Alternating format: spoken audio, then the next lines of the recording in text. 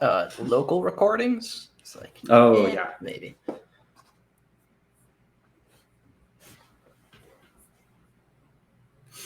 I feel like we need to get some intro music now. I know, that's our next branding. I wonder if who could we get? There is music in here under brand or something, I think. Background music? Yeah. I don't know if the viewers hear it though. So that's the only. That just sounds like an El Camino rolling. I really hope people can hear this. I think they can. I hope. Let me go check it. I'll check it on YouTube.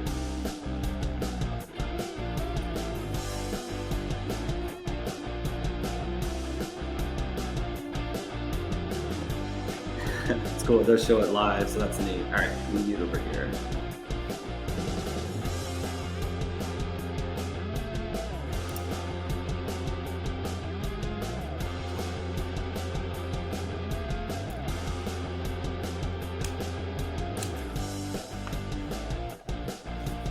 All right, we'll go live. give everybody an extra minute. What do you think? I feel like we're a little early.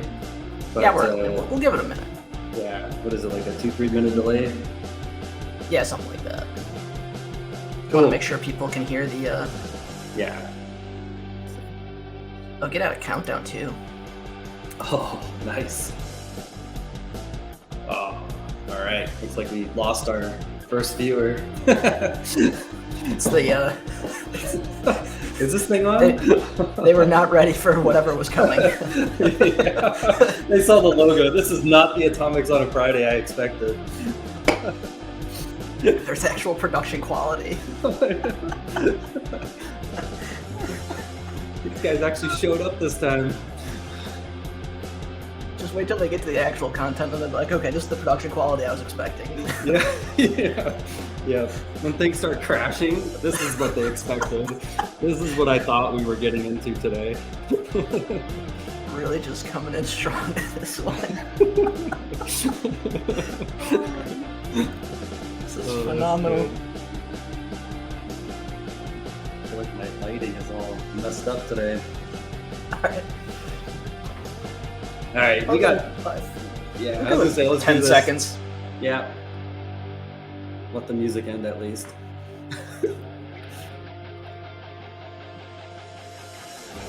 It's gonna loop, so it'll just keep going. Oh. There is no end. All right, we got 4 viewers. I think we can officially kick it. Right. It's coming in hot today. Excellent. Cool. I'll kill the El Camino of security here, our banner. Thanks. That was my next button to push. I figure we could tag team it. Yeah, I know. Just double tap. Yeah, so welcome to the official Atomics on a Friday, as opposed to the unofficial that you were probably expecting. And this is exciting. So we're pumped to get moving here. As you see, we got an actual logo this time. We're legit. Yeah, we'll have stickers tomorrow. Shouldn't the intro slide come before the agenda? We're still figuring this out. Well, I figured if we announced who we are and then went to the agenda, like I feel like we're out of order, but I don't know. Again, I feel like we should. The agenda does call out who we are. Anyway, the short agenda is who we are. Today is actually going to be a lot of content, and again, Atomics on a Friday is meant to be geared towards the blue teamer, the defender of an organization, trying to learn new things, how to hunt through data, how to execute atomics, things like that. And so a lot of everything we're going to go through today is really kind of going to be the more core of our show here. So we're going to use a DFIR report to build what we're calling atomic theories. We're going to jump into detection and mitigations. I think we have mitigations and all the discussions in there, plus next on Atomics on a Friday, which will probably include our stickers. I knew we forgot something, which is mitigations. we'll slap them in there as we go. Yeah, for sure. It'll happen, I'm sure. Anyways, I'm Michael Haig. I'm a senior. I was like, really? I'm a threat connoisseur, but senior threat researcher at Splunk. Been doing. Gosh, we've talked a little bit about this last time. I feel like do we have to repeat?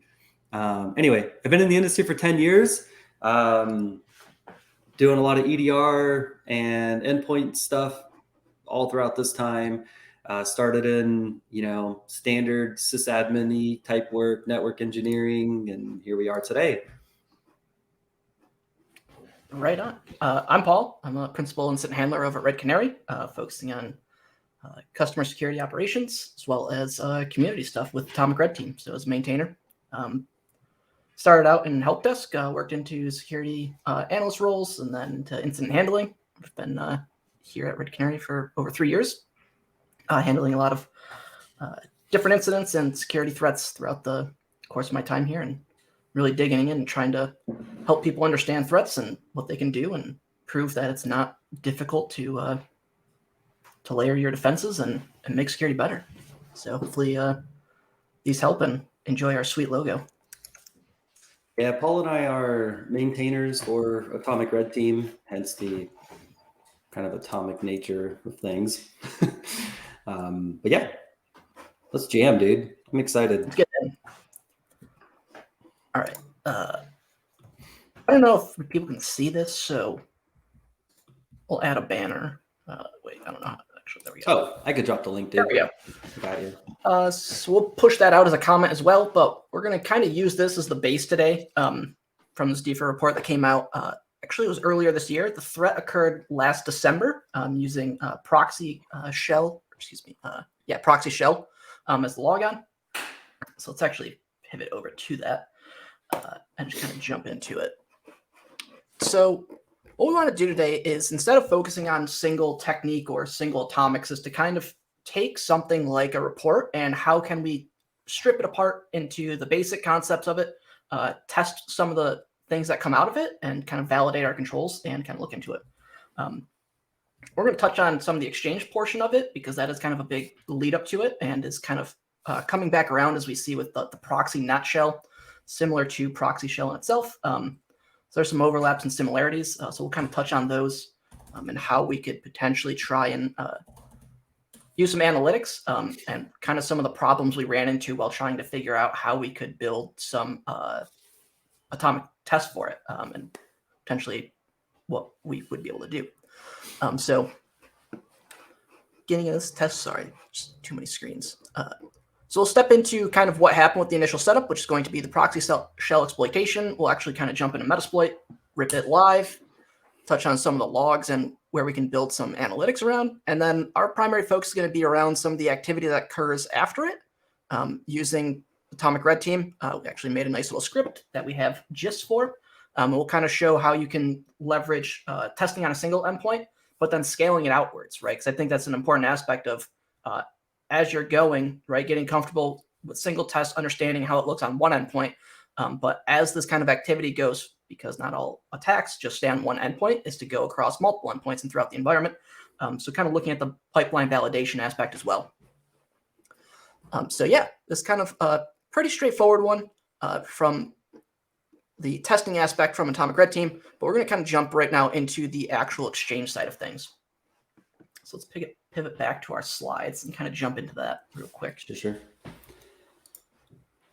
Man, fast. I love this platform. It's so good. One thing I wanted to mention too was I think the kind of the part that we want to show with a single endpoint and a multi-endpoint is also just like how the adversary, typically when you read these DFIR reports or any kind of report, it's ransomware or whatnot, but they will get that on that beachhead, and then they will spread laterally across all these other machines. And so that's kind of why we wanted to showcase that piece in particular. With we could execute atomics all day long on a single box, but typically in these type of events, they're across multiple endpoints. And so we felt that was important to add for today, because we can do that with the Atomic Red Team. So. Right on. Yeah, dude, hit it. Actually, you're in control of the slide if you want to hit the next Heck yeah. one. Cool. All right, so let's touch on proxy shell real quick, high level. We're not going to super dive into like how it functions. There's a lot of great write-ups already out there. It's been around for a bit, but quick high level. Really, what it's doing is it's chaining 3 vulnerabilities together in order to get the shell onto disk. So there's kind of some things around there. And again, there are some other vulnerabilities in Exchange that are very similar. So the one we're going to focus on today is proxy shell. There's also proxy not shell, which is kind of very similar to proxy shell itself. And of course, you have stuff like proxy logon, and there are a few others that kind of achieve RCE as well. So again, while proxy logon and proxy not shell aren't associated with the report, I think they're still important to kind of highlight. And because the code's available, you can go look right at the code from Metasploit itself, right on GitHub, and kind of just step through the code and try and understand it of what potentially happens. But of course, one of the best ways to actually test it. But again, unfortunately, we kind of ran into some issues when trying to figure out how we could use an atomic to mimic or emulate some of the activity that occurs. So we'll kind of touch on that as we go through it, but let us hit the lab and pop some shells. So first I need to remove that, and then I'm going to share screen, which is now going to be Nice. this. I'm going to completely lose sight of all of this, so let's go.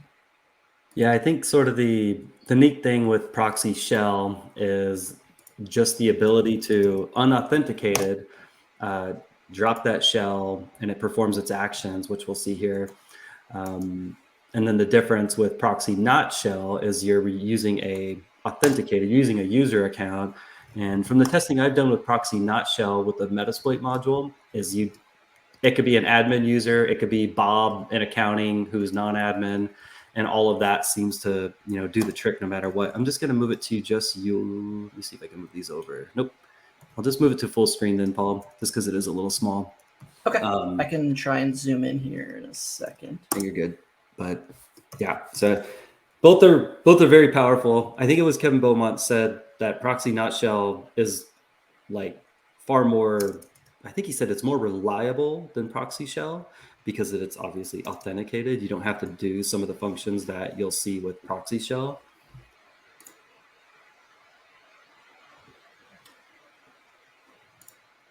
And the nice thing with Metasploit is you can go in and review the code and see what it's running. The default payloads can be a little noisy, I've found.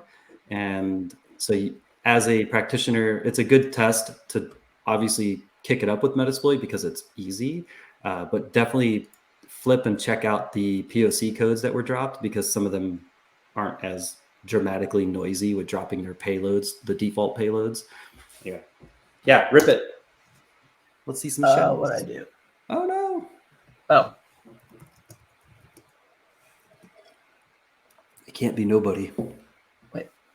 No, that doesn't make sense. Failed to validate outpost. It shows it as blank there under your payload option.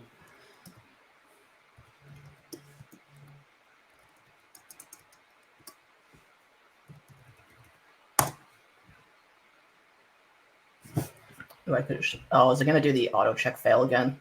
What do we have to do? Oh, it's gonna work. Maybe. Yeah, we'll find out. Maybe. Yep. Are you running? So you're running Exchange 16, vulnerable version, all that usual jazz.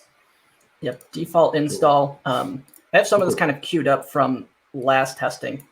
Cool. This is kind of where it starts to get interesting. Yeah. So we'll let that kind of go through its thing, but we'll jump into that in a second. Yeah. Yep. No session error. Oh man, that's what happens when you do it live. Here, let me switch because I do have it running. Got it. Go. Yep. All right. Boom. Sharing. All right. So same deal. Metasploit. I love shells, and in particular, just using the same proxy shell. I have just already set it up. Our host is that box, and then my local host is set up, ready to go. Exploit, run. It will go off. It starts a handler, and then it goes and performs its magic here. Confirmed it's vulnerable. It can retrieve on the back end. It gets the host. It performs that email address kind of searching. So found 2. I have Bob hack me, and then administrator. and then it goes and, not that part, but here, this is where it'll run that mailbox import export piece, or assigning it to that user. Here's the different SID, which is administrator. It saves that draft email, which is kind of like as you're reviewing this, as you run it as a defender, this is one of those points of reference where you can go and take this and search in your logs, right? You want to know where it's at. And then obviously as another point here is we have our shell written to that OA auth page here, the ASPX. So those are kind of in my brain, I'm already putting the pieces together of how a proxy shell is popping this machine. Just with these two simple artifacts, there might be something there. What about a role assignment, things like that? Can I detect that? And this one takes a little bit longer. I'll bring our picks back here. This one takes a little bit longer to run because it's waiting for shell to write. It's waiting for all the stuff. It's sending the stage, the payload, and these are the default payloads. So it will take a couple extra seconds, I know. And it's flopping over the internet from A to China and back or something. I don't know, but wherever you deployed it, right? Yep. And my box is the same, Paul. It's just an Exchange 16 that's way behind on releases and all that. But if you want to flip back to your logs, that's a really cool place to kind of dig in and just start looking at that raw data piece for a minute. And then I can share it in Splunk here too. So let's go back to Exchange. So as Mike kind of alluded to, there's kind of some interesting things. One key is this auto discover piece component, especially with PowerShell, should not standardly be in the log. And what the Metasploit module does is it actually has a library built in, which is, I forgot, we looked at it the other day, it's in the code, but basically it creates fake data. Yeah, so there's different options for it, and it creates basically fake email addresses. So seeing something that is not your internal domain in here is super suspicious. And then there's other things like Python requests for GET requests. User agent. Yep. And then which you did touch on. So this is just from the IIS logs. Now that's not including things that we can also then start to pull out from PowerShell logs and Exchange logs, which if you've ever looked at Exchange logs, there's 50 logs that get dropped or can be dropped. Yeah. So there is quite a bit, but IIS is probably one of the great ones to start with. And as you can see, it kind of just goes through and does its thing. Yeah, and these are the base IIS logs, right? Yep. So write in inet logs, log files, and then based on the day. Let's see if we get anything for today. Bring our picks back here, but yeah, we can start to see some of the same things we saw from our earlier successful tests, and of course the activity. But user puppage. Let's kill that, and let's actually pivot to the slides. Let's go look at where those are going to jive. Got it. I will reshare my screen here. Earlier, it took a while to pop that shell, so once it comes back, I will reshare and we can look at it. So from an Exchange log standpoint, I did spell Exchange right. Kind of the core components of it are going to be the new management role assignment and the new email export request. And then actually that's a typo on the last bullet. It should be remove mailbox export request. So as Mike kind of saw in his Metasploit instance, one of the things it does, it's going to assign a user the ability to export inbox or mailbox items. So in that case, they want to be able to export the that particular email from there and leverage that as the web shell access. So within Exchange, you can see this. If you have PowerShell logging enabled, that should also contain it, as it uses on the back end for Exchange, it uses WinRM for PowerShell to actually do this. So you should actually see it in kind of potentially both. So if you're getting one or the other, you should be able to key off of those. We pointed out earlier, which is the IIS logs. You'll get some variation of this, especially focusing on the actual email address, as that will be uniquely generated every time it executes. So it'll actually be different. So if we went back and probably looked at 3 days of logs based on our testing, it will probably be different every single time we look at the logs or every time we re-execute it. From the endpoint standpoint, there's specific file paths, which Mike pointed out, and we'll go back and look at, but there's specific paths in which those ASPX files, the web shells, get dropped to disk. So looking for suspicious ASPX creates for them that on the endpoint level, as well as W3, WP, which we'll jump into later, doing some interesting activity. Yeah, didn't mean to hijack, but here's the session. Yeah, this is just the session obviously dropped here. It does clean up or attempts to clean up its shell.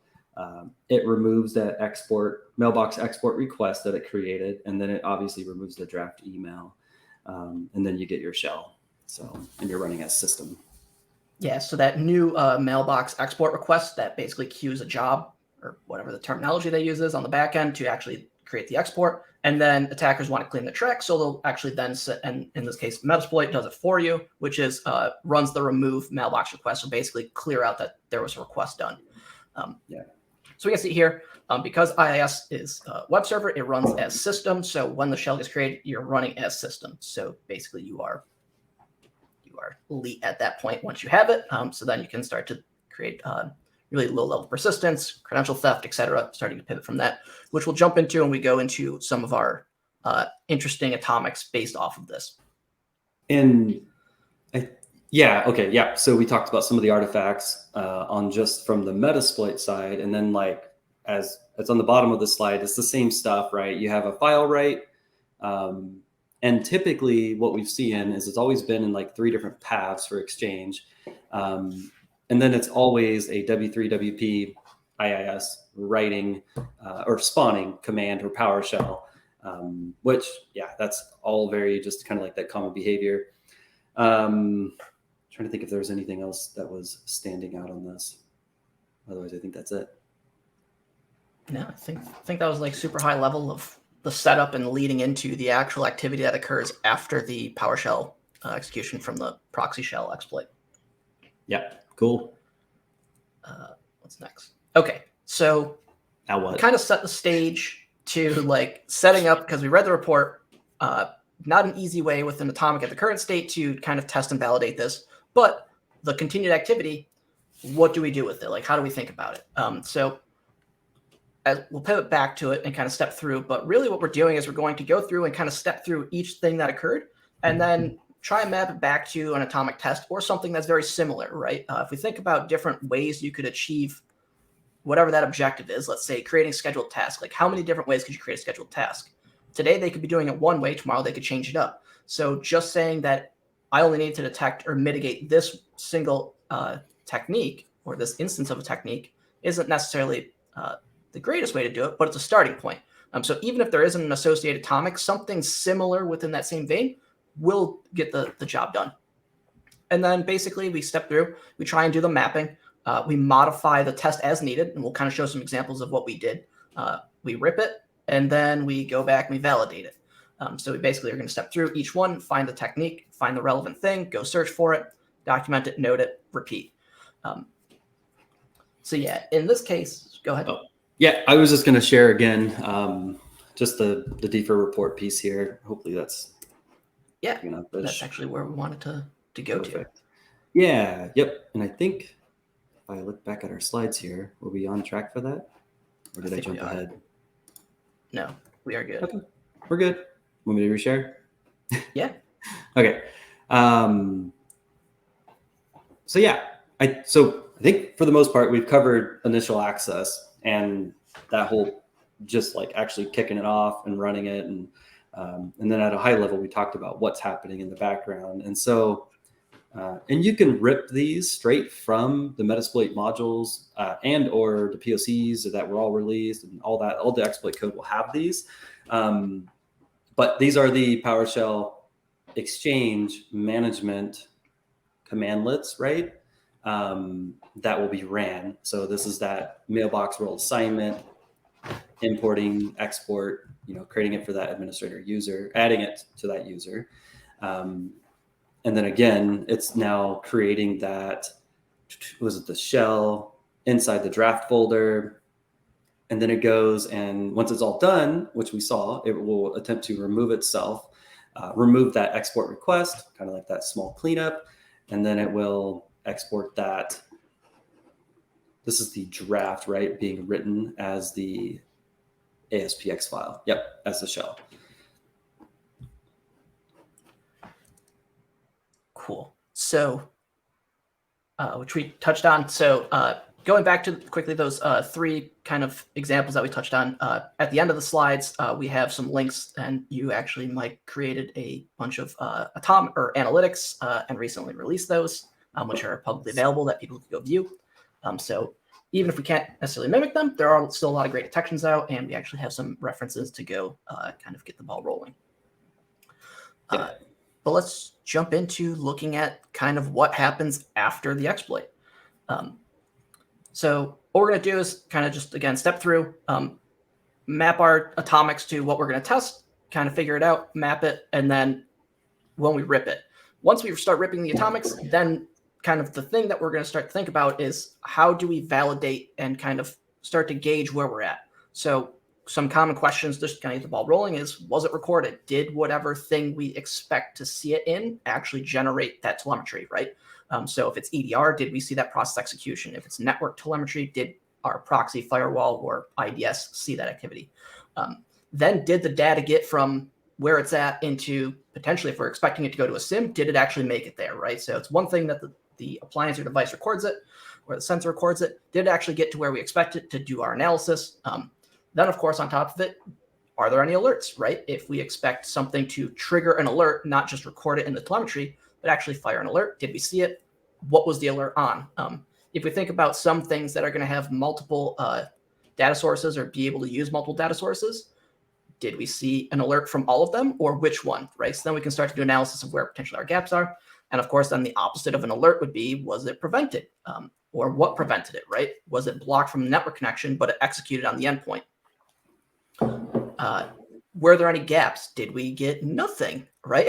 And then we basically go through each test, kind of break it down into its components, analyze it, document our findings, and then repeat for each one that we're going to do.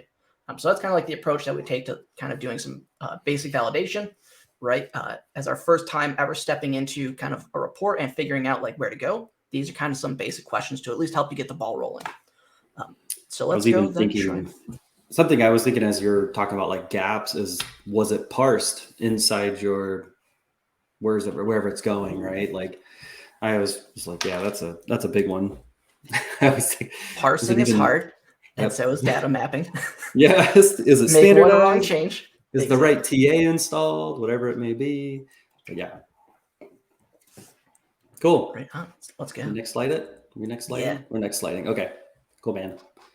So this is straight from the DFIR report. You just kind of just pulled the graphic, and now we're going to take this, map it to the T's. Let's do it. Yep. So the first one we skipped over was just the PowerShell echo. So that's generally just validating that the commands can go. Still, although it is kind of interesting, how often are people executing PowerShell echo okay in your environment? So that might be interesting to test. But kind of the first one we stepped into was the scheduled tasks, specifically using ST tasks or SCH tasks. So that maps to T107-08-001. So in this case, what they're doing is they're actually creating a scheduled task in XML format, which then is being written or creating a task name into the Microsoft root, Windows maintenance, and then WinINet. And then after they create it, then they go run it. So we did something a little bit different. We didn't tell it to go run. We just simply said, hey, go create the scheduled task and then set a time. And then the atomic will actually, whatever time you specify, it'll then just rip it for you. So it kind of combines the two. The next one is an interesting one. So this one is using PowerShell to download the DLL host, which is actually a fast request proxy, FRP, right? Which we actually have a new atomic, and we're going to do a special bit on it at the end. Yes. So in this case, there wasn't an explicit one for just downloading a binary, right? So what we did is we just took one that was very similar. It still uses the invoke web request. So you still have different data sources from EDR, PowerShell logging, network telemetry, etc., to kind of identify it. But we also are then going to say in the case of like a larger incident where it's multi-endpoint impact, where an adversary will potentially do it across multiple endpoints, we're going to use WinRM and sessions within Invoke to actually run this against multiple endpoints. So we'll show where we modified that. The next one's kind of a big one. So there's actually a lot to decompress into this, but actually we had an atomic that does almost all of this. In this case, they're creating an account called default account and setting a password, whereas our atomic is using the guest account.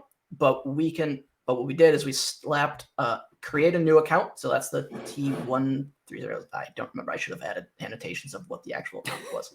Either way, we're actually going to combine two atomics to test this one. So the first one's actually going to use the net command, similar to what they did, to actually create the account locally. And then the next atomic is the one that's actually going to activate the account, add it to the appropriate users, and assign it to be a part of the remote desktop users. So this is kind of an instance where you may not just have all of this in one nice package, but you actually combine multiple atomics and stack them, atomic stacking, to create the desired kind of outcome that we're kind of seeing within this report. And the same is kind of true for a few of the other ones. So at the very bottom, and again, we're kind of rinsing and repeating the exact same thing. Take the idea, search is this thing relevant, and then go do it. So in the case of the PowerShell for grabbing the SIDs, then domain enumeration using WMIObjects. And then the last one is actually two atomics stacked together. So the first one is actually going to do the mini dump. And then the second one is going to actually zip up and compress the actual dump file. So that's where you can then, again, not just need to have everything come back into one, but you can actually then piece multiple together to create the desired outcome. So that's like super high level. Yeah. I think it's perfect. And like something I know, like I used to do in the past was, I mean, anybody could do it, right? Is you can go in and just take these commands straight from the report and just drop them in a batch or a shell PS1 file and just let it run, right? But the beauty of it, I mean, you could technically modify these when you're running them with Atomic with dash prompt for arguments, I think is the command, prompt for args or prompt. But yeah, there's lots of options, but this is great. I'm just ready for the demo. So we're gonna do it live. Yeah, let's do it live. Do it live. You want me to run mine first? You want to run yours first? You can run yours first. I don't know if mine. I think mine. If you're not up, I can take it. Do it. It's all good. Can we do it? All right. Shred it. They don't call me Master Shredder for nothing. I'm already in it. No, I'll wait for you. Go ahead. I don't know how to share screen quick enough. Stop sharing. Present. Share. I should probably clean up my environment because I think I already ran it. Okay, so can you see this? Is my VM box here? Let me drop it again. It is, but it's fine. Okay. It doesn't bug anybody. Gotcha. So first thing we're going to do is we're going to use invoke atomic red team, which is the executor framework using PowerShell to invoke the actual atomics themselves. Then we're going to actually do, again, which we touched on earlier, which is how do we go from single endpoint to testing this across multiple endpoints and doing our validation on that front. So in this case, I've already kind of set that up. So I've imported the module. I've created the variable to store the PS session, which is going to be run across 4 endpoints. But then we can kind of step into some of these tests. So the first one, which we alluded to, which was the scheduled task. So in this case, we have the it comes with an argument that you can actually change. So you can manually, so if you were going to script this out, kind of like what we have presented and we have in our GIS, is the ability to modify the configurable arguments. So in this case, what time you want it to execute at. So right now it's 2:34 my time now, so it's time to work, but I could then change it out. So that way I can see, can I see the execution after the scheduled task created, similar to how they're doing it. And then I just pass it through. Test GUIDs are probably the best way to associate and make sure you're doing. You can, of course, use things like test name, test number, but let's do this. Let's just kind of rip one as an example. Copy paste works great. I was going to say you might want to get that last G. Yeah. And this is sort of like the simple method of atomic red team, right? Like being able to just copy paste, ship a test downrange and see what happens. Exactly. Love it. And there it is. And then we could go, and then again, we'd want to think about, okay, what is the expected outcome? What things do I think should have recorded it? Being that it's on this single instance, looking at things like Windows event logs, EDR data, any kind of interesting thing that would help me validate or detect suspicious activity for scheduled task creation. Scheduled tasks, generally, those are difficult as there could be things like simple Google updates. So trying to find every single instance of a new scheduled task creation might be a little bit noisy, but definitely there are some ideas for fidelity detection. But how often are you seeing /XML and an XML file being passed across a fleet? Exactly. You know, good question. That's what I would hunt for. For sure.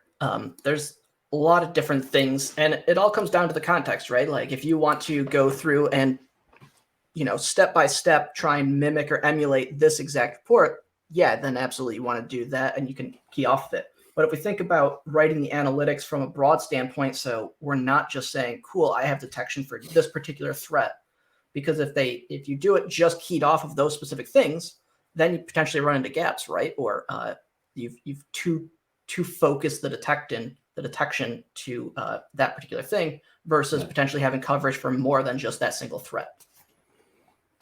Random question, when you threat hunt, Paul, how are you approaching like scheduled tasks? Are you taking like this high level and then you start drilling into like the /XML? Like how do you start? If you're like, I'm going after this DFIR report, where do you begin on your scheduled task? Yeah, I think that's interesting. It depends on the data available, right? If I have only a single data source, I'm tied specifically to that.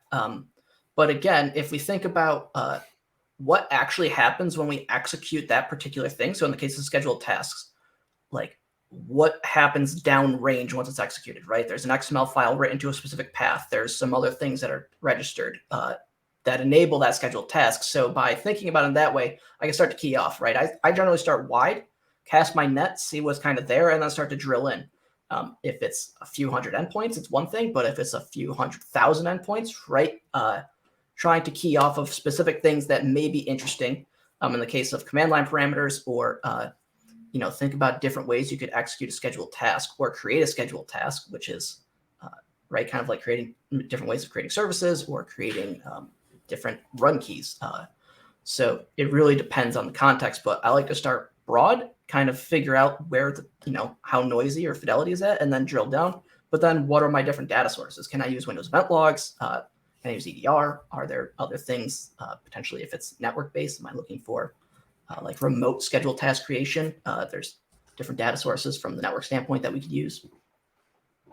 Yep. And I think like finding the source of those things is definitely coming to sort of like understanding what data you have and making sure that it's being collected when you run these tests. I was just thinking about like scheduled tasks, the actual task log that's generated. Like if folks aren't collecting it, you don't really know you don't know about that source, but it's there, it's on every endpoint. Whereas like if you rely only on your EDR and that endpoint today is shipping it, but say the EDR filters out, X amount of tasks being scheduled daily or something, you might miss it or whatever, or that's the only source you have and that's the only thing you're relying on to look for and validate scheduled tasks. Anyway. Yeah, no, it's a super interesting point, and especially thinking about it, is it focused on a single organization or even places like MDRs or MSSPs who may have multiple, thinking about it in how you manage it across that board. But if it's a single organization, you generally have the ability to do some baselining and really understanding of potentially where that data's at and what you have. And then, this is a perfect way to validate, like, we have no visibility in this thing. And like, so that's where you can then start to say, okay, and start to work on a project to prioritize like what you need to effectively detect it, right? If it's only a single thing, and then all of a sudden that data source dies one day, like, can you detect that data source going away, or can you get some additional coverage from something else in case that does happen? But Yep. Cool. So let's do this one. But in this case, what we're going to do is we're actually going to pass the session flag. And if you remember, we created the PowerShell remote session. In this case, we're going to modify it. So we're going to download an innocuous DLL from the Atomic Red Team repo. If you remember from the DFIR report, they downloaded it from an IP address, and it was an executable, which was masquerading as DLL host, which was actually fast reverse proxy. But in this case, we're going to specify, if we had something internal, we could put in something completely different and tell it the, where we want it to get dropped with what name. So in this case, we're going to download it from Atomic Red Team repo. We're going to call it atomic.dll. But we're also going to have it execute on all of the endpoints associated with the remote session. So in this case, if you can see this, we have 4 endpoints that are associated within that session that I created earlier. And of course, I don't know how to copy and paste. Let's try it one more time.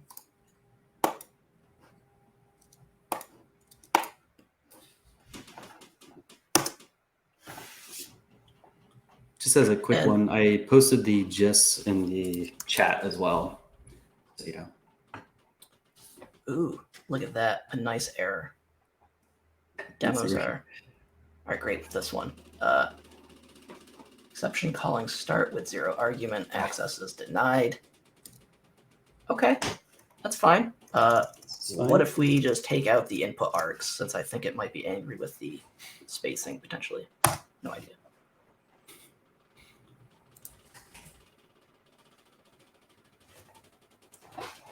Perfect. I'd expect nothing less during a demo of it not working. But what we can do is just take it out and go execute it in this manner. Actually, let's do it with our input args. We'll just kill the session. But that's as easy it is create the remote session to the endpoints and then just pass it as a variable inside. But we can actually just test it here. In this case, maybe we'll get it locally.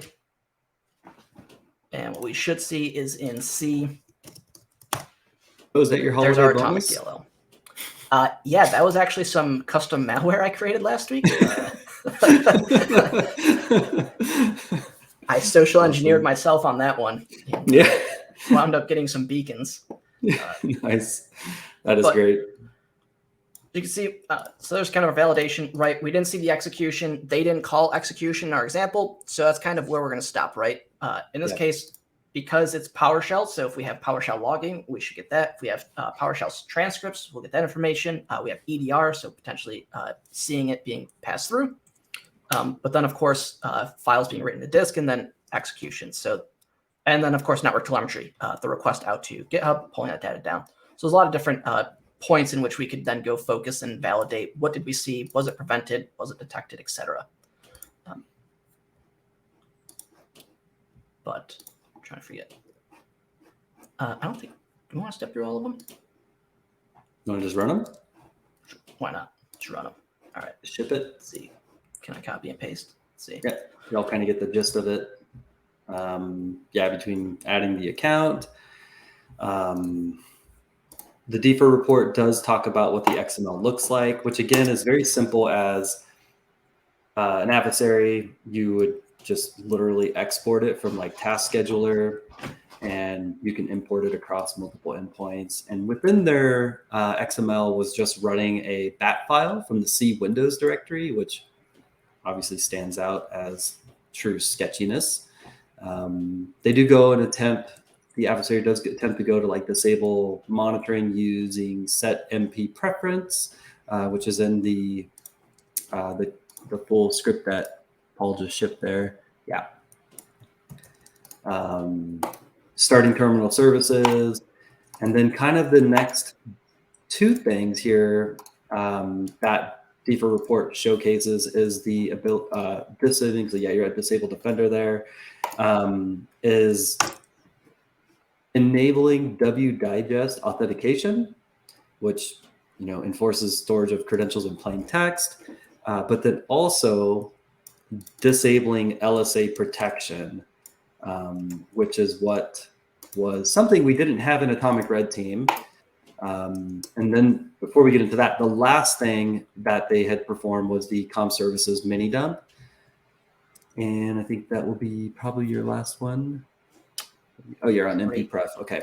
That one worked great, as we saw. Yeah. I did get the session to work on another test if we saw it earlier. Yes. I don't know why that one's angry. I think because it's already set. Yeah. I know. I feel So bad. that one's already set. My live demo is going to be all errors with that it's already ran. Thanks. If we can also add the verbose flag, which will spit out some more information about it. But we can see here, because we passed it 4 times, we'll see 4 kind of the same execution pattern. But yeah. So we'll kind of scroll down. I don't know how to copy paste. Okay, so this one just simply adds the firewall rule to allow RDP access in. In this case, again, here's kind of a perfect example of where we're going to take 2 or more atomics, smash them together to get the desired outcome without necessarily needing to have a single atomic do all the things. While it could do that, in actuality, we don't actually necessarily need to, because we can break it down into smaller pieces and then focus on detection capabilities on those specific pieces versus trying to detect the whole thing, when we could focus our efforts on a more targeted approach. Not to say that one is right, but if we split them apart, we have a better chance of potentially not missing something versus trying to make it too big or too broad. Yep. But in this case, it's going to use the comm services mini dump function to dump LSAS. And then the last piece of this is, you can see, this is simply going to use the compress archive, take an input file, in this case, which is in our last one. This atomic, this is where it stores the file. So we're taking some of those pieces of the other components and then passing them as the input args here. And then the out file, which is here. So the only difference being is that from, these two are, almost identical to what we saw in the report. The only thing that's really changed here is where we're storing those files. But everything else is 1 for 1. Yep. So now if we... The only thing you're missing is exfiltration to example.com. We could do that. Maybe we could just use our web shell that you have and upload the zip file. yeah, that'll be good. the sweet zip file. But in this case, we can also then go prove that and go look at local. Now I'm curious what this malware is that you created with your bonus. And there it is. When you're done later. That's yeah. So there's the 2. Back to downloads. Here, I'll show you my sweet malware. Quick pivot. Yep. This should be part I'm trying to remember what I did in this one. I don't remember what I did. Skip sign in for now. Oh, it's going to be angry because You've already pwned yourself. Well, I'm not bonus has logged already in, been exported. Yeah, start my free trial. Okay. All right. Hold on. No, I don't want to pay you any more, Microsoft. Okay. Right, let's unpivot. Unzip. Extract here. It's being used. All right. Well, we can pivot back later. Yeah, that's fine. You can show us all those things later. All right. Another demo fail. Demo gods are unpleased with me today. That's fine. Yes, I know. All right, I'll ship over here. I will run that. Okay, so yeah, so same thing. What we're gonna do is just run this, but just on a single endpoint. So it's all the same test. I'm just removing all of the remoting, which is the right here, multi-endpoint PS session. And I think I put this on my desktop because that's where all things belong. Is it final V2 final with the naming convention? What do you mean? For version control, you don't have like 17 files that start with final and end with final, or nope. A final V4 final. no. But yeah, so same thing, just kicked off. I unfortunately ran this, I think, yesterday or something. So it's probably like, I've already done this and I don't have any AV on here. So of course it's freaking out over like there is no AV because you can't do this. And then the last one, it's compressing, which is super cool. That so I didn't. I think it's if you go back to your PowerShell, I'm really curious how it updated 16 firewall rules when the actual atomic modifies 1. Yeah. It says updated 6, updated 16, but the command only executes 1. So this is a perfect example of, inputs versus outputs and expectancies, right?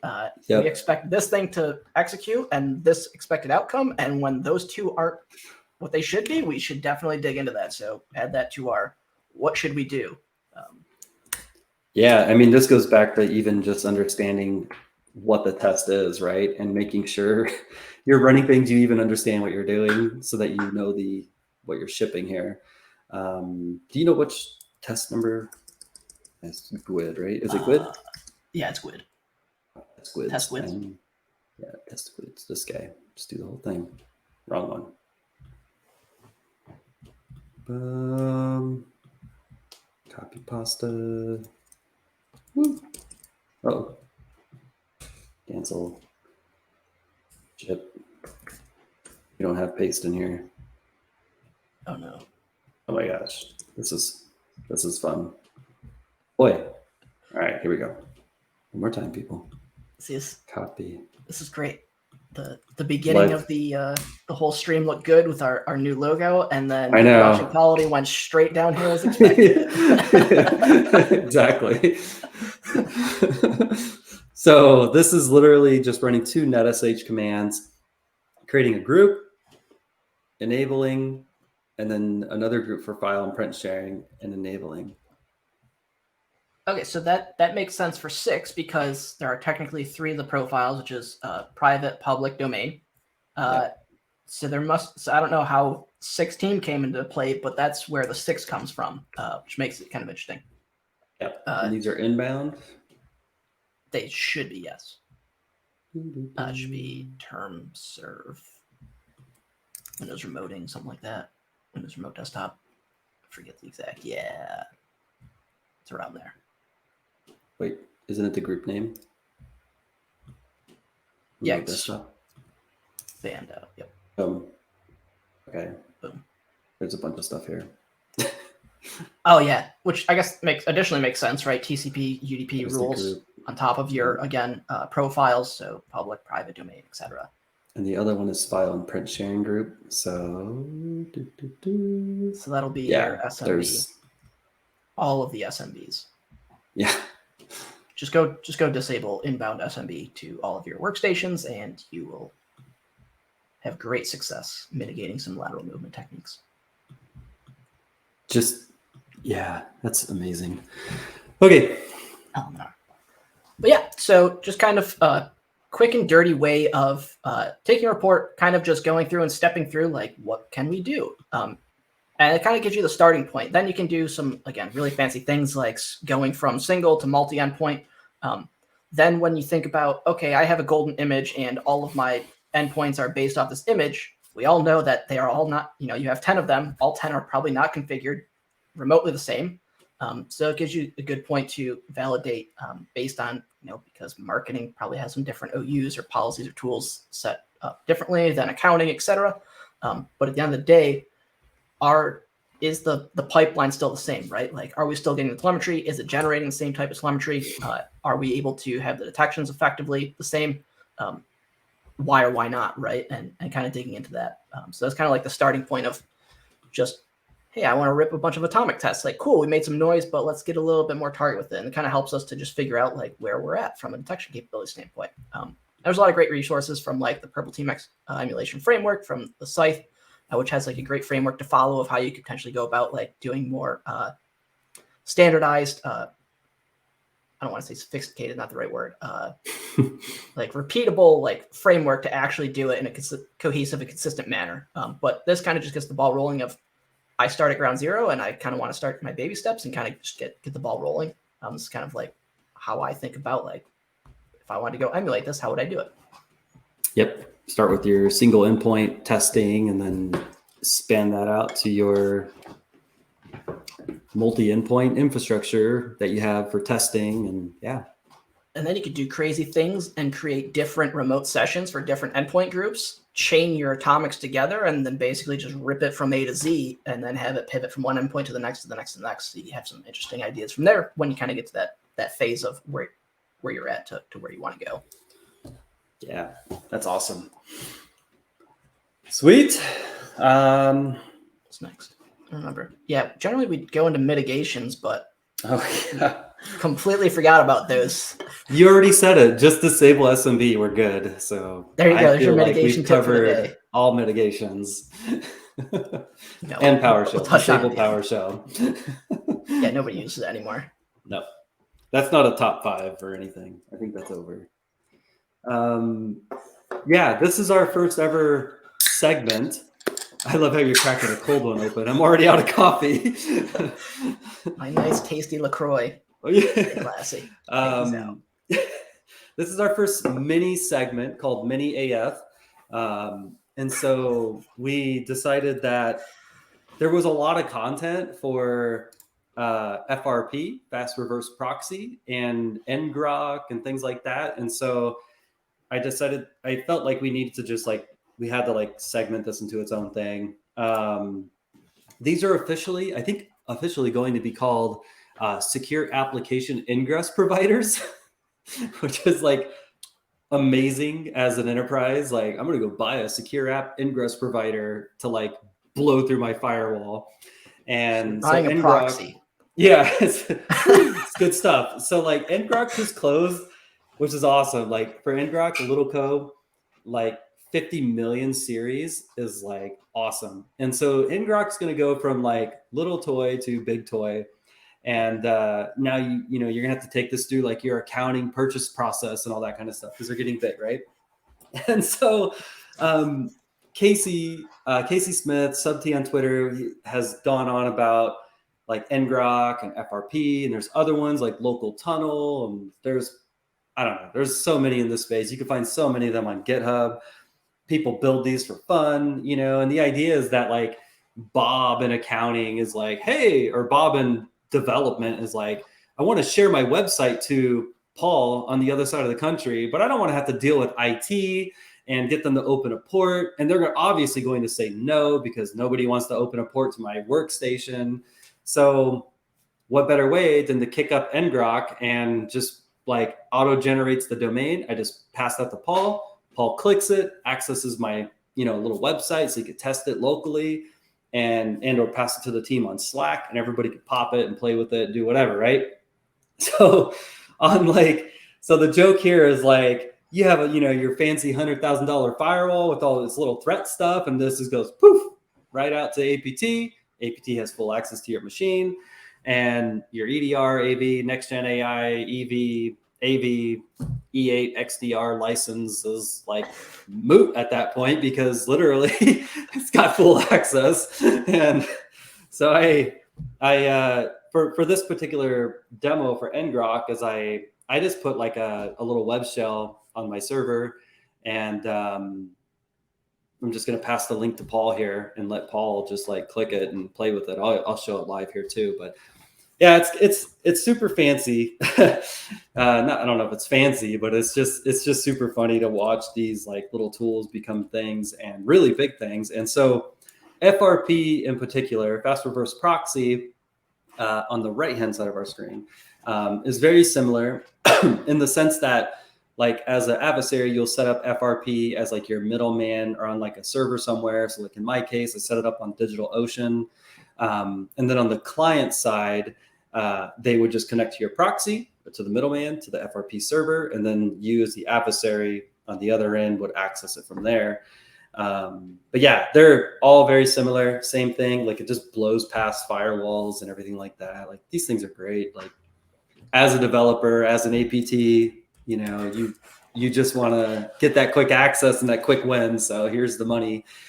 And then before I hop into this demo, because this is a little bit more detailed, I wanted to show this LSA protection one. We wrote a new atomic, and I'll ship that PR when we're done. I haven't done it yet, but basically enabling LSA protection will tell Windows to, store the credentials in memory more securely for LSAS and all that. But what this particular adversary did before they left, I think it was like day 1 or day 2 or something. I don't remember. It's in the timeline. They disabled it through a quick regad, and they just changed it to like that 0. So it zeroes it out. Regad, pop it in there, run SPPL 0, and that was it. So it's like amazing. I was actually really surprised we didn't have this in Atomic Red Team, because we have so many like other things in Atomic. So writing that digest as well, right? Yeah, that was in there. Yep, that one's in there. But yeah, this one wasn't, which I was really surprised. But we got it, so I'll ship that PR, and I think that is it. I'm going to go ahead and we will jump into all these fun things then. I couldn't create like a FRP Atomic because infrastructure, lots of infrastructure. All that fun stuff. So I'm trying to think of where the best place to start here. I guess we'll just start with ngrok. So ngrok is as simple as going to the site. You can sign up and you get a little bit more features from it. And you can see their 50 million round at the top there, which is awesome. And it's as simple as literally running these commands. Like you want to SSH into a machine. Like if I wanted Paul to have SSH access to my machine, ngrok TCP22, pass to Paul, he's in like instant. Like these things are just like straight up awesome, right? Here's your HTTP 80, here's like with domains. And then when you pay for it, you do have the opportunity to have like a custom domain. So it's no longer just hitting like ngrok.io. It's now going to be hitting bobspizza.com that I just, spun up as APT&CK. And I'm now using. So you wouldn't know it's ngrok anymore. Maybe you would based on IP space, but otherwise I'm in and I'm out. So it's that awesome. Yeah, so it's as quick as that. Oh, go ahead, man. No, just a quick question. Is it only just the ngrok domain, or do they have like a few that they could potentially use or round robin? Yeah. Good question. There is I think there's 5 total domains that they use, and I have a detection for that. Good question. Let me see if I hit the right keyboard key. Yep. So this is on the research.splunk site, and this is the ngrok on network. And they are as simple as looking for like ngrok.com IO, and then their ngrok tunnel site, and then they have it in backwards, corgan.lenet.com. So it's just reversed. But yeah, that's kind of their commonality of their network side. So there's a lot to these little tools. They're great. Like I mentioned, you could pay for them and go at it. The other cool thing is once you do spin it up on a host, here it is, just like the simple, like, boom, like show me your help. It just gives you the quick examples. If you wanted to spin it up fast, HTTP 80, if you have a little website, again, you wanted to share, other little commands you can kick off and whatnot. What was I going to say? I think that's it for that piece. Oh, yes. It has a little website. You can hit localhost 4040. So if you wanted to like inspect the traffic coming in, hitting your web shell or whatever, you can do all that here, which is really like just so clean. What a neat tool. So good. But yeah. So so what I did is I just created like to make it as simple as possible. I just created another IIS website, and I added the ATT&CK web shell, which randomly is inside the Nishing project. And this web shell is just an ASPX. Kind of the neat thing about it is it's a web shell ASPX, but when you log in, you literally have like full PowerShell, and it's like that clean. And so you can run all your stuff, right? Like the most important thing is just obviously starting calc. It'll go and ship that off. It'll run that and do all that fun stuff. You can upload files, you can encode, execute, all based on just like a simple little shell. if you wanted to play with this at home, just change your username and password right here on line 14. Artifact wise, playing with that particular web shell, it's literally running PowerShell straight from W3WP. So it's a quick, easy find as you're playing. In quick blurb, don't forget to hunt naked. And this is I feel like I need to post this and make a banner. But whenever you're using sysmon, make sure you're using your hunt naked sysmon config. There it is. Yes, perfect. So yeah, so that is the ngrok side. It's a little bit more in depth for FRP. I didn't realize that. And then alongside with FRP, I think it was like in the last 2 weeks, I'm hearing more about FRP being used by adversaries, which is kind of interesting. And as defenders, like you might want to start thinking about these things. The one in the DFIR report, so interesting like sidebar on this DFIR report for FRP. We were digging into it, and it looks to be a custom like adversary compiled version of FRP because the config is in it, and it's connecting back to the server, and then the adversary will take from there. So they call out in the blog that they only know that it's FRP based on like Yara rules. So that's the only way they know that it's what it is. And so what I did for my test here is I just got the release package here. Just go into releases, grab it for your Linux and Windows, whatever it may be, and then kick it up from there.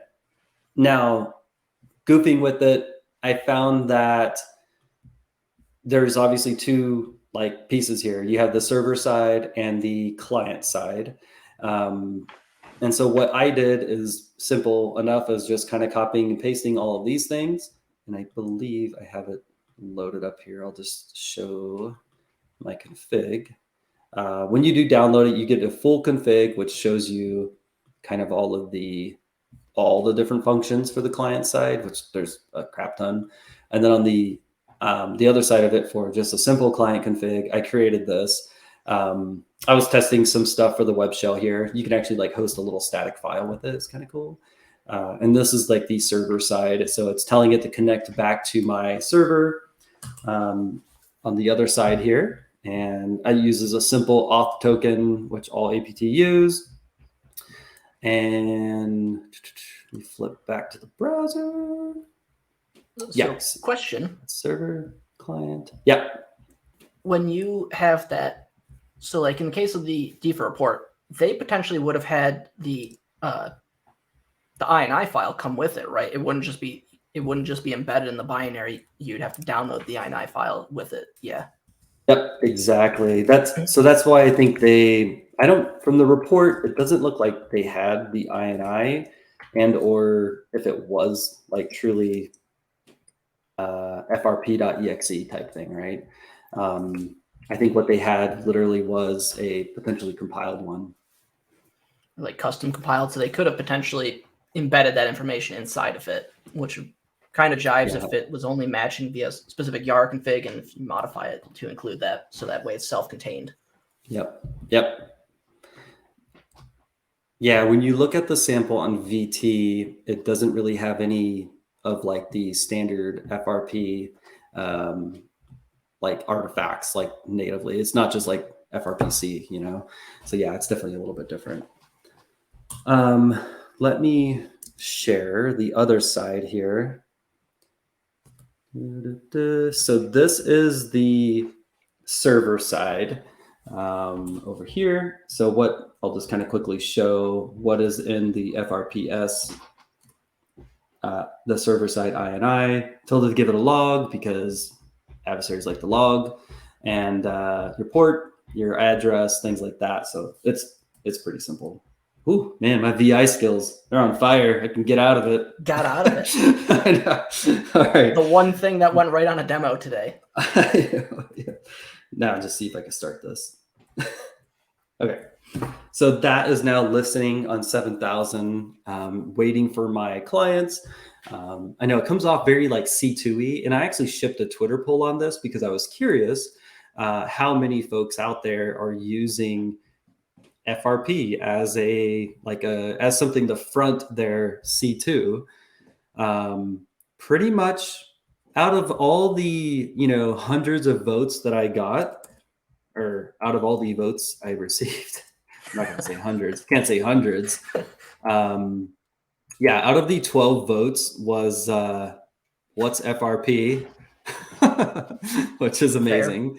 And no. So I highly suspect maybe red teams haven't began to help orgs in assessing the risk of like these like proxies, reverse proxies, and orgs like that. Did I share my screen on that? Are you even seeing this? No, you're not. Okay. No, sorry. Be sharing because I'll even drop it in chat because it's so important. Yeah, basically nobody uses this, but apparently the APTs. We're calling everything APTs now. Good job, Mike. Okay. Heck, to be fair though, I think this group is considered an APT. Oh yeah, it's phosphorus, which is APT. I don't remember, but I do think 35. The one time we're like, we're going to do some commodity stuff, and then we pick APT. Yeah, exactly. Okay, so that is that side. Server's there. Now let's go back to our client, which is here. Looking at Twitter because our end user is busy on Twitter today. So much work. Yeah. Yes, exactly. So client side is literally kicking that off, and I'm going to let that run. It's connected. I'm going to flip back to server so everybody can see how late that is. So here it is checking in, and that's it. Like now I have my check-in to my C2 or my proxy. The idea would be to hit this address now. That was my next step because I totally forgot my demo. Like, what am I doing today? So let's hope this works. I'm going to try it before I even share it. Yep, it works. Do it live. Let's see. I don't know the username and password. I don't know the username password now. Admin? What was it? I don't know. Is it the same as yesterday? Oh wait, no, that was the shell. What was the one I gave you yesterday? I don't remember. I don't think I hit the FRP. I hit the shell. Oh, okay. What do you see on the screen? Let me reshare my machine here. I see the FRP server. Okay. Let me click it here. And let me reshare my Windows box because everybody has to see me fail at this.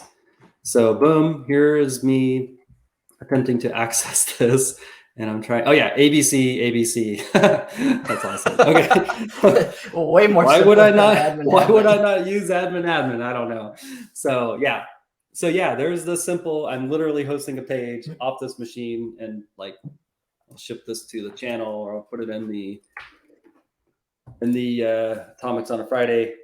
There, it's all you want to click it and confirm that you can access it from random places on the internet. So it's literally blowing past everything. You're accessing my server hosted on DigitalOcean, which is then accessing my server on my client on AWS. And I'll show the server side for funsies. So that's what it is. Oh yeah, cool, awesome. Neat tool. It is. Back on here. Okay, we're hitting time. We're like over, and I knew we would because today's kind of a lot of stuff. Long. Yeah, let's keep going. Let's hit the slides. I think that's it. Oh, we didn't show LSA. No, We didn't show. Oh, you mean actually rip it? Oh, just copy and paste? Yeah, copy and paste it. Let's go. All right. So yeah, I got this. So I wrote the test. I mean, it's so easy to do these things in Atomic.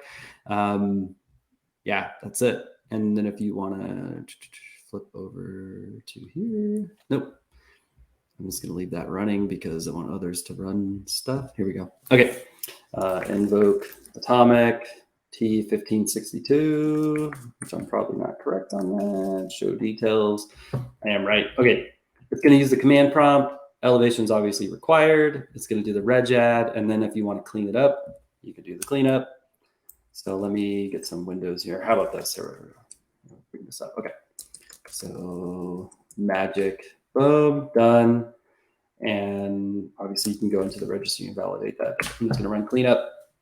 Boom, PR will be in later today.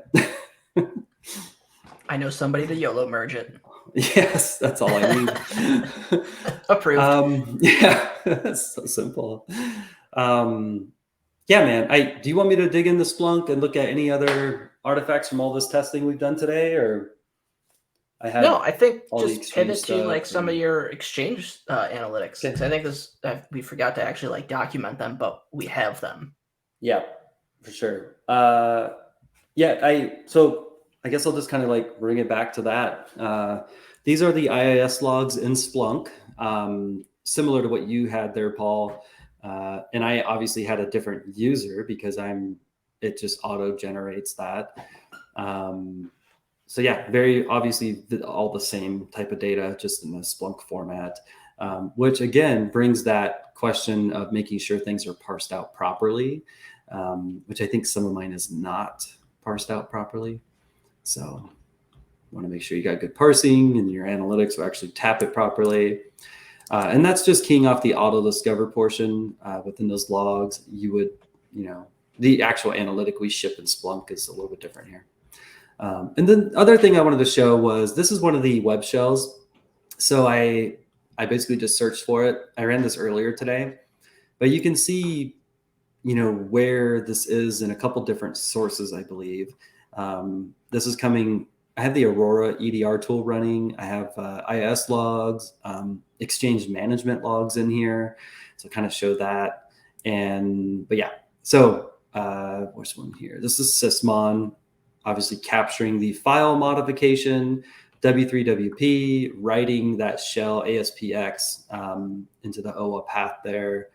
Those all kind of stand out. And then here's that ASPX, the request coming in. You'll see the post, you see the gets, somebody hitting some randomized, generated ASPX file.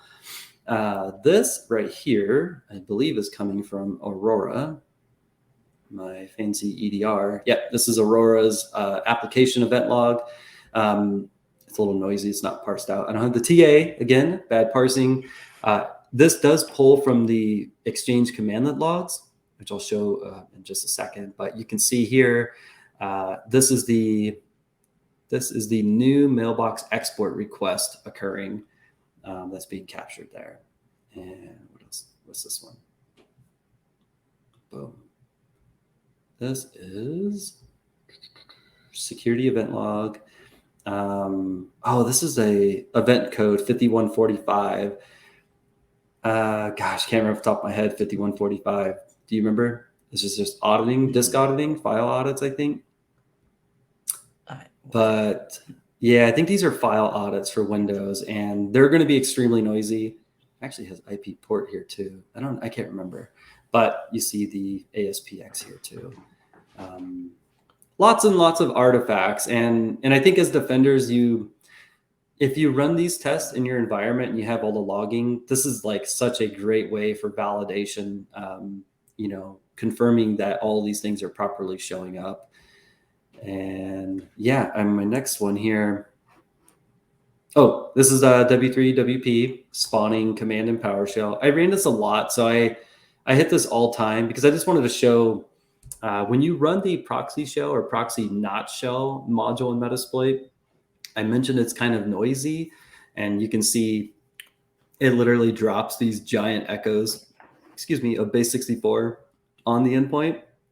Spawn, so W3WP to command.exe, and it just bounces all kinds of stuff.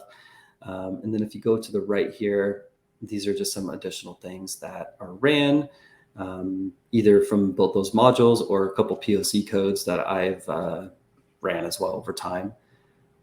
Yeah, the proxy shell is a little bit less loud.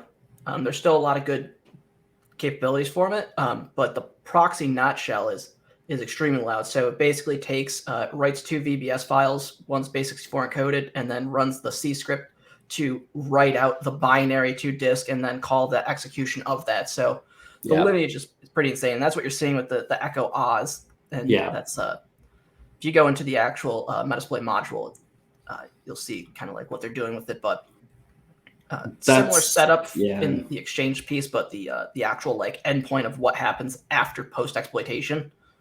This is where like it's probably one of the loudest of it. So there's a lot of opportunities there. Yep. And I think like it's definitely very good to play with the modules from Metasploit, even though they are very noisy. I think too, as defenders, you have to try multiple avenues. If you have an internal red team, obviously, like hopefully they're customizing these to like showcase like more evasive scenarios of, you know, not running CSV file or VBS files on disk and things like that. There's so many artifacts from Metasploit alone. I just searched like that VBS in particular, just so, it's full screened. Can you still see me? Yes. We're good. Okay. But yeah, so yeah, there's a lot of, you know, if you got your file mods and things like that, all that stuff will obviously shows up. And even though we mentioned like changing it up and tweaking for variations, even you write something that is going to pick off the default setup, like you'll probably have good success, right? Can't tell you how many times and often frequently off the shelf, no change, straight as is, download from a repo, run it. It is verbatim. Like you can key off the exact things and get success. Not to say that's what you should just call it a day as, but that's like if you were to go put it in, you've increased your detection capabilities, and then you can then focus on variations, or if they start tweaking things, do I still have coverage? Do I need to change things? Of course, in the case of Exchange, like please go patch. Limit your external exposure to that, but there's still a lot of good things. And I think that's your Exchange management log analytic, yeah? Yes, sir. Yeah, I mean, I wrote this particular analytic 2 ways, Exchange management logs, which hat tip you gave me, or you had mentioned to me about, and that was money.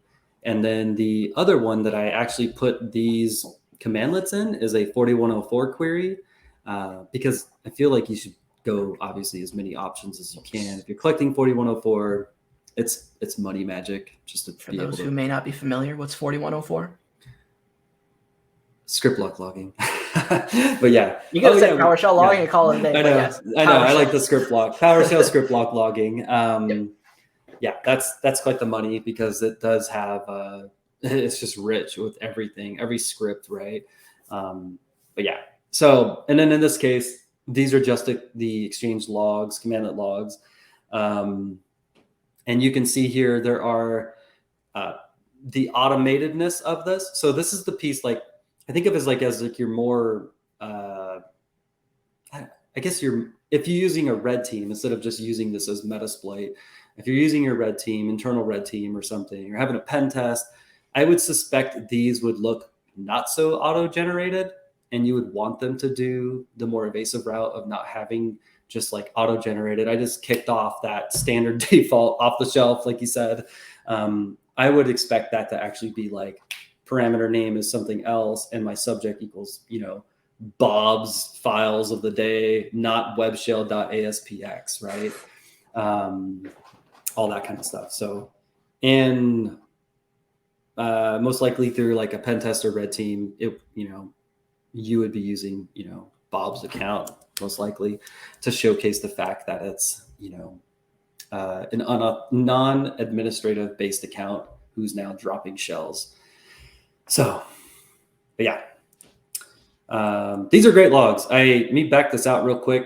They're very verbose. I didn't realize how rich they were, and this is going to be nuts. But yeah, that's only one. If you think about the amount of logs that Exchange has and capability logging and is insane. Zach from the instant handling team and I were testing the proxy not shell yesterday, day before, and the amount of we looked at 20 to 22 different log sources purely from network share auditing. Yep, that 5145. 5145. Thank you, Andy. Yep. That's money.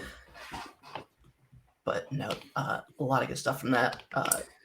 Power, like just the downfall that we wanted, that I was hoping that we were going to solve, is to do some of the just some basic things like the 3 commands, which was add a user to that import export role, generate a new export request, then remove it. The one thing that we ran into that I couldn't figure out, and so maybe somebody can help out, is how can we get Exchange PowerShell, the PowerShell module? Because the way I found it was that you had to use the installer of Exchange in order to do it. So to use that in Atomic made it really difficult. But if there's a way to whether include the PS module or have it if it's like in PowerShell Gallery, that makes it easier to implement and then just go run the test. So that was kind of like the one thing that we were hoping to do, because I think from a testing standpoint, it's kind of important to look at, like, can you see it in Exchange? Like, how do you validate it, right? And then can you see it in things like PowerShell logs if you're collecting those? So if anybody has any insight into that, Exchange PowerShell management logs, not the PowerShell, not Exchange Online. Those are different, and those have different capabilities and functionality versus the Exchange management for on-premise. Yeah, that would be awesome to get in there. I feel like there is an Atomic test for the Active Directory commandlets.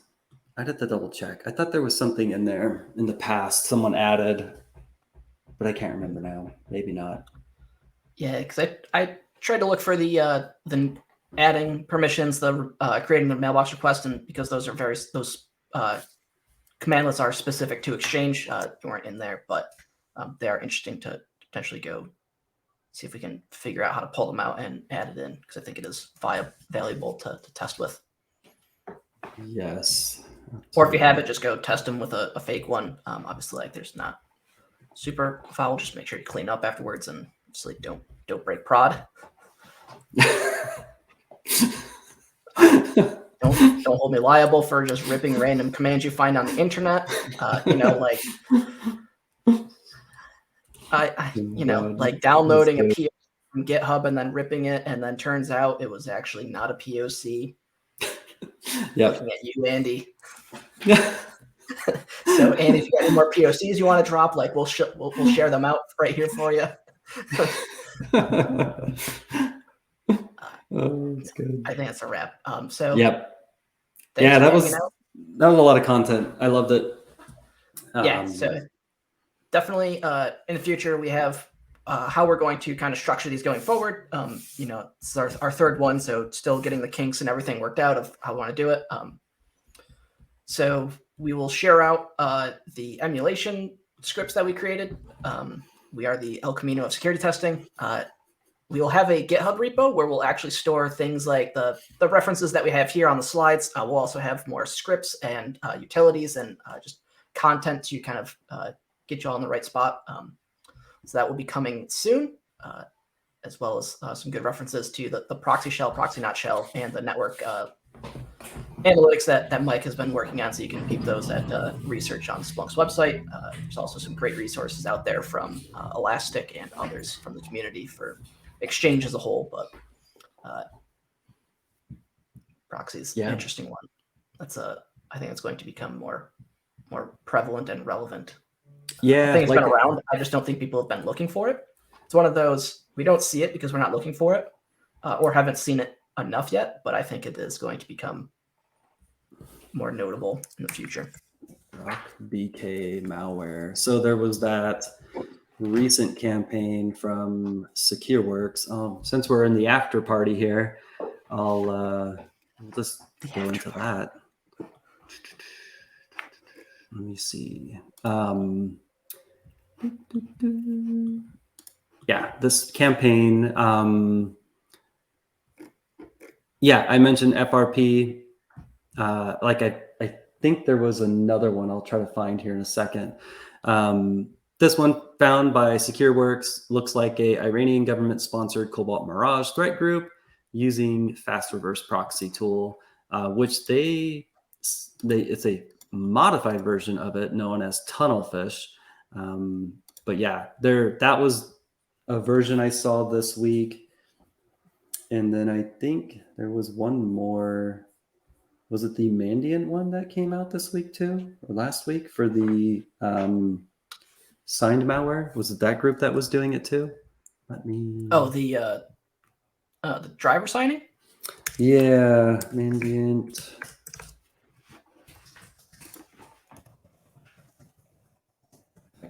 Type. The attestation signed malware. Yeah. Yep. Do you have the link? I do. Yeah, they have a whole bunch of stuff for FRP. That's right. I think one of them was the fact that it was FRP was signed, right? They had signed it. Yeah, there's actually a few in there. So if you go to the Here, I got it here. IOC table at the bottom, there's at least Perfect. 10 plus that are in there. And they even explicitly call out fast first proxy. Okay, let me stop that one and I'll share this new one. There you go. Yeah, so I think this is the second instance, right? Within like 5 minutes of me talking about it. Here's FRP again. Yeah, FRPC, this is the client side. And from what I understand, it was signed. The following table issues samples signed by EV certs where the org name is that. And there's a bunch. I haven't spent the moment to see if there's like a, did you just share it? Did I miss that? I'm sorry. Was it not sharing? No, I shared the link. Thanks, sir. Oh, cool. But yeah, this is such a crazy amount of data, man. Like, yeah. Yeah, we could spend probably 2 sessions talking about this report itself. Yep. But no, that one. It's good. Why those look familiar? What's up? No, good. Flashback, deja vu. Oh, yeah. So yeah, FRP. Yeah. So I think going forward, we're gonna take like a DFIR report, break it down. We'll spread it out over a couple sessions, so that way we can really focus on setting up the test, executing tests, looking at data, talking about detection and mitigation. Just because it is a lot of data, and we totally forgot to actually include detection and data other than just ripping a test. But it's kind of the setup, right, to understand about like kind of getting the ball thinking about how we can take something, a report, go look at Atomic Red Team, and even just copy and paste stuff out and test the efficacy. You don't have to do anything crazy or special. We do have a cool tool in the works to hopefully just have some pre-built stuff that you can go download and then rip. We promise it's not malware. And go from there. So yeah, we'll have an official repo with the data and get this content up there. Of course, this is be posted onto YouTube, so you can go look at it later. We'll share out the links, all that good stuff. But it's been fun. It's been real. Yeah, this is a good one. I'm excited. I'm excited to lay this groundwork to kind of move forward with deeper reports and any kind of report and just kind of rip it, share the atomics out and help people do more testing. The idea is to really start at ground zero and work our way up, right? Like start at the basics and then just kind of go from there and really just branch out and show that it's not as intimidating, but understanding where to start, how to start, and kind of just some different aspects and what to think about as you're kind of going through these. I think it's important. And get some variance because there's a lot of different methodologies of purple teaming and how to think about detection and testing. But I think it's good to just kind of get some different views and hopefully get some guest speakers in for the next few sessions and get some cool stuff ripping. We got some stuff awesome in the pipeline.